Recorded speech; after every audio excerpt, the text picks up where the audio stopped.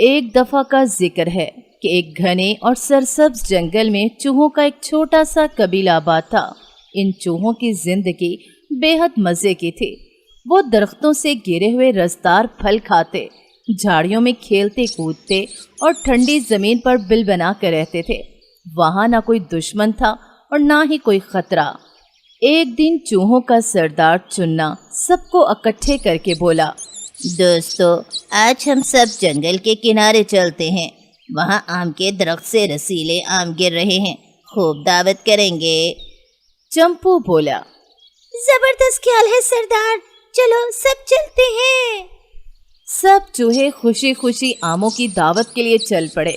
ہنسی مذاق کرتے، پھلوں کے ٹکڑے اچھالتے، جھاڑیوں میں چھپتے اور کھیلتے جا رہے تھے۔ اسی اثنا میں ایک بلی جس کا نام کالی مائی تھا اس طرف آ نکلی۔ وہ ایک شکاری بلی تھی جو دیہاتوں کے ارد گرد رہتی تھی، لیکن اب پہلی بار جنگل کی طرف آئی تھی۔ کالی مائی خود سے بولی، ہے آج تو قسمت مہربان ہے، اتنے سارے موٹے تازے چوہے ایک ساتھ، ہائے ہائے مزے ہی آ جائیں گے۔ اتنے چوہے ماروں گی کہ ایک ہفتے تک میں اور میرے بچے مزے سے کھائیں گے۔ واہ، مزہ آ جائے گا۔ یہ سوچ کر بلی نے چوہوں پر حملہ کر دیا۔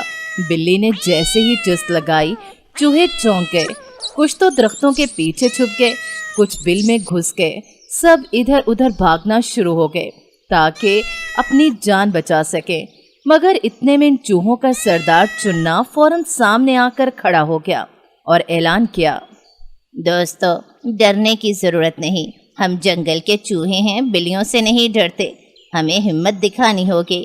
چلو سب حملہ کرو اس بلی پر اور اس کو زندہ گرفتار کرو، آج اسے مزہ چکھائیں گے، چلو۔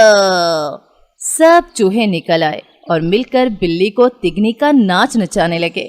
کوئی اس کی دم کھینچتا، کوئی کان نوچتا اور کوئی اس کے سامنے ناچ کر اسے چکرا دیتا۔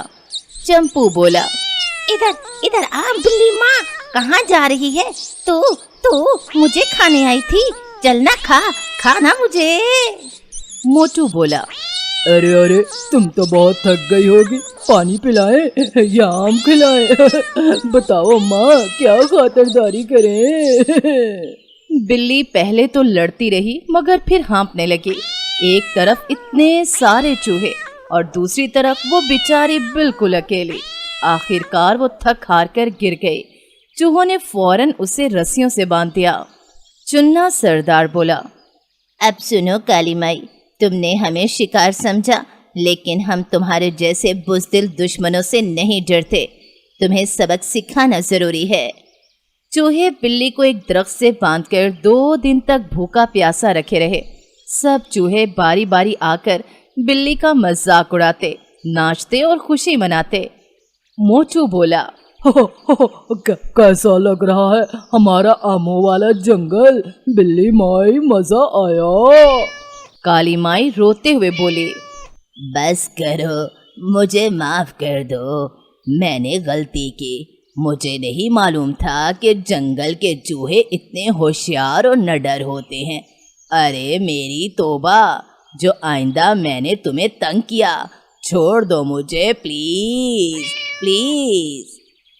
چننا سست لہجے میں بولا، اگر ہم تمہیں چھوڑ بھی دیں تو کیا تم دوبارہ یہاں آؤ گی؟ قسم کھاتی ہوں میں نہیں آؤں گی، نہ میری اولاد۔ ہم اس جنگل کو کبھی بھی نہیں چھیڑیں گے، بلکہ اس راستے سے گزریں گے بھی نہیں۔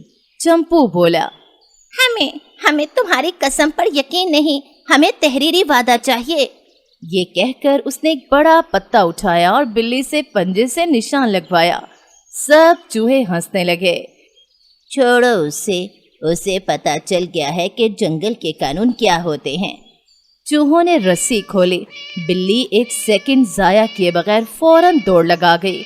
موٹو ہنستے ہوئے کہنے لگا، دیکھو دھواں چھوڑ گئی ہے۔ بلی تو چوہوں کے ہاتھوں بلی بن گئی۔